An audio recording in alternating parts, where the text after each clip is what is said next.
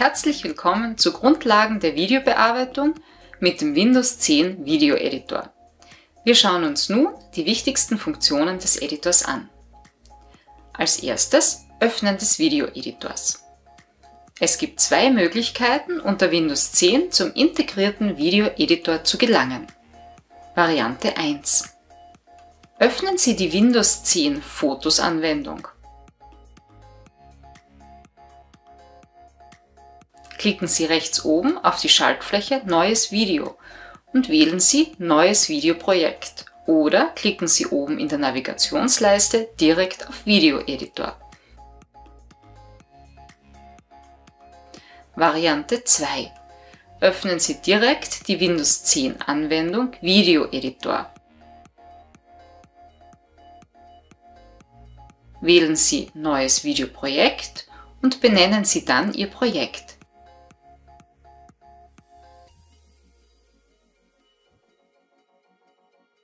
Klicken Sie auf die Schaltfläche Hinzufügen in der linken oberen Ecke, um Fotos und Videos zu importieren.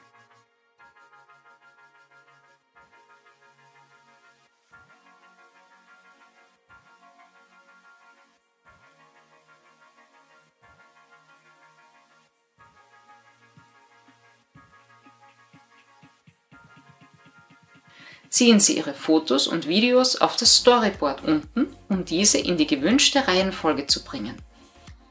Das Zuschneiden von Videos. Wenn Sie ein Video zur Zeitachse hinzufügen, können Sie die Länge durch Zuschneiden der Zeit am Anfang oder Ende des Videos anpassen. Wählen Sie einfach das Video aus, das Sie bearbeiten möchten, und klicken Sie dann auf die Schaltfläche Zuschneiden unterhalb des Vorschaufensters. Dadurch wird ein neues Fenster geöffnet, in dem Sie die Schieberegler an beiden Enden verschieben können, um die gewünschte Cliplänge zu erstellen.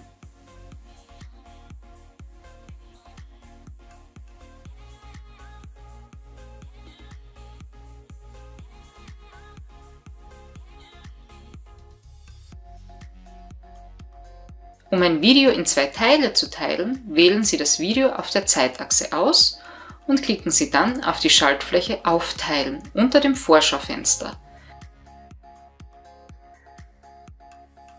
Bewegen Sie den Abspielknopf an die Stelle, an der das Video geteilt werden soll, und klicken Sie dann auf Fertig.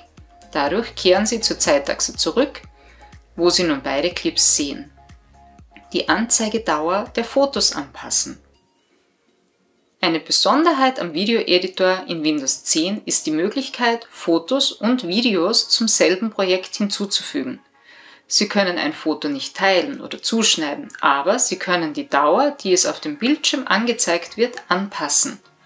Die Standardzeit beträgt 3 Sekunden, aber Sie können diese je nach Bedarf verlängern oder kürzen.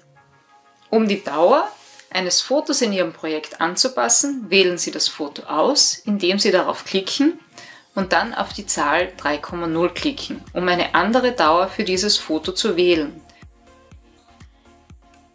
Sie können auch auf die Schaltfläche Dauer klicken und dasselbe tun. Wählen Sie eine voreingestellte Zeit oder geben Sie eine benutzerdefinierte Zeit in Sekunden ein.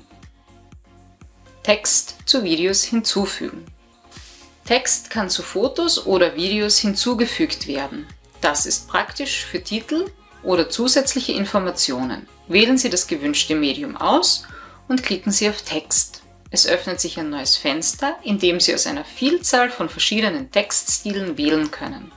Jeder Stil hat einen eigenen Charakter und sieht je nachdem, wo Sie ihn auf dem Bildschirm platzieren, unterschiedlich aus. Sie können die Position für den Text frei wählen, indem Sie eine der Layout-Optionen unter den Schriftstilen auswählen.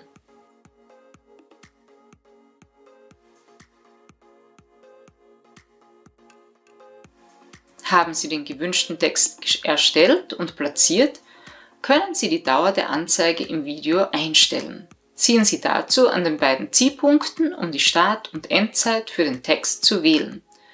Sobald der Text eingestellt ist, erscheint und verschwindet er zu der von Ihnen gewählten Zeit.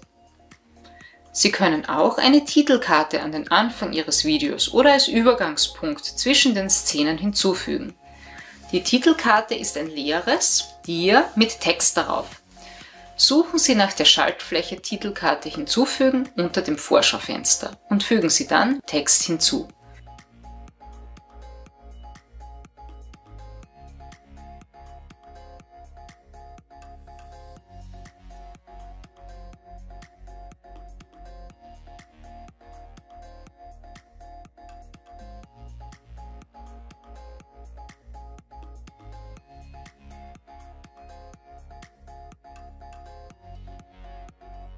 Die Hintergrundfarbe der Titelkarte kann geändert werden, indem Sie auf die Titelkarte und dann auf die Schaltfläche Hintergrund klicken, um eine neue Farbe zu wählen.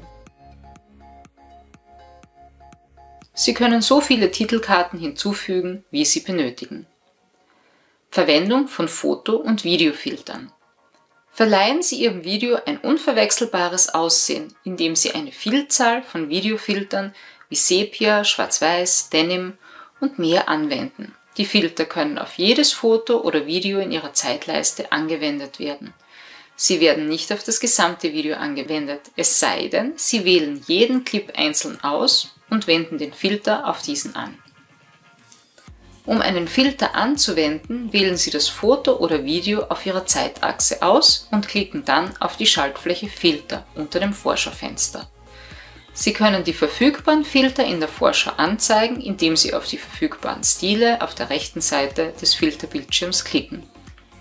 Wenn Sie mit dem gewählten Filter zufrieden sind, klicken Sie auf Fertig, um den Filter anzuwenden.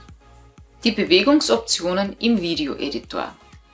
Standardmäßig sind Fotos, die Sie in Ihrem Videoprojekt hinzufügen, statisch. Sie können jedoch leicht einen subtilen Schwenk- und Zoom-Effekt hinzufügen.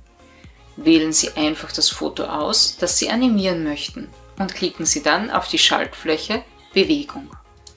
Dadurch wird ein neues Fenster geöffnet, in dem Sie aus einer Vielzahl verschiedener Bewegungsoptionen wählen können. Wählen Sie die gewünschte Option aus und klicken Sie auf Fertig, um sie anzuwenden.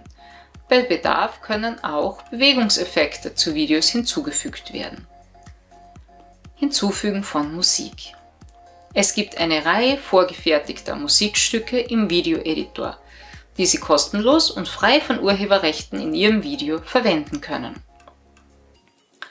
Klicken Sie einfach auf die Schaltfläche Hintergrundmusik in der Symbolleiste oben auf dem Bildschirm und verwenden Sie die Schaltfläche Abspielen, um eine Vorschau der Titel zu sehen.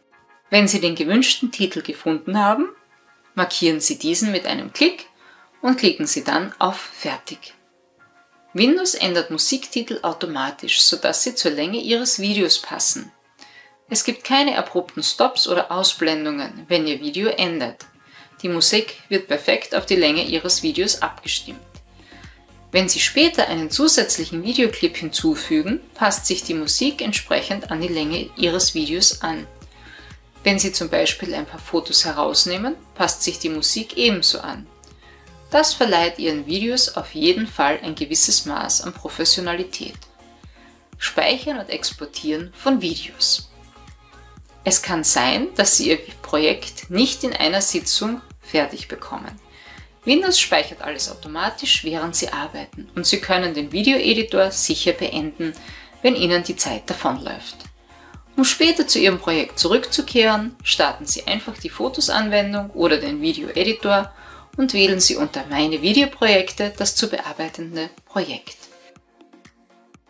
Hier finden Sie alle Videoprojekte, an denen Sie gearbeitet haben. Klicken Sie auf eines, um in den Editor zu gelangen und dort weiterzumachen, wo Sie aufgehört haben. Wenn Sie schließlich bereit sind, Ihr Video zu exportieren, klicken Sie auf die Schaltfläche Video fertigstellen, um eine Liste Ihrer Optionen anzuzeigen. Sie können unter anderem die Dateigröße wählen, die Sie produzieren möchten, und das Video auf Ihren Computer herunterladen. Welche alternativen Videoeditoren gibt es für Windows? Natürlich wird der kostenlose Videoeditor unter Windows 10 nicht für jeden geeignet sein. Schließlich fehlen noch einige Funktionen, die Sie vielleicht von anderen Videoeditoren kennen. Dinge wie Videoübergänge, die Unterstützung der Greenscreen-Technik oder die Bearbeitung mehrerer Video- und Audiospuren stehen derzeit einfach nicht zur Verfügung. Neue Funktionen werden von Microsoft wahrscheinlich im Laufe der Zeit noch hinzugefügt werden. Wann das sein wird oder welche Funktionen hinzugefügt werden, ist jedoch offen. Weitere Möglichkeiten der Videobearbeitung können Sie in einem ZML Online-Video-Workshop kennenlernen. Informieren Sie sich über die nächsten Termine unter der eingeblendeten Adresse. Herzlichen Dank fürs Zuschauen und viel Erfolg bei der Bearbeitung Ihrer Videos.